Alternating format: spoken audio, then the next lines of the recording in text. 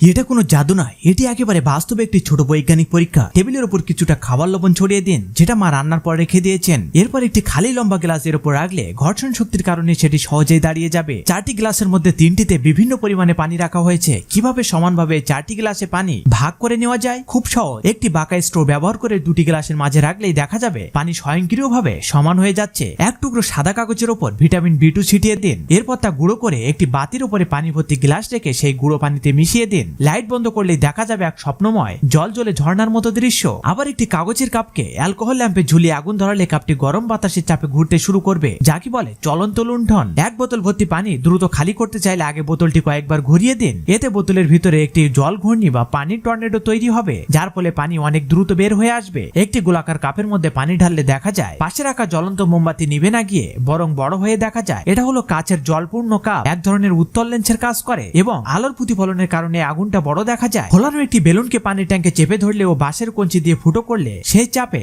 Mushroom আকৃতির একটি বিস্ফোরণের মতো দৃশ্য তৈরি হয়, যা পরমাণু বিস্ফোরণের মতো দেখায়। সর্বশেষ আপনি কোন জেলা থেকে এই ভিডিওটি দেখছেন সেটি কমেন্ট করে জানান। এখন কিছু লাইক সাবস্ক্রাইব পাওয়া যাবে কি?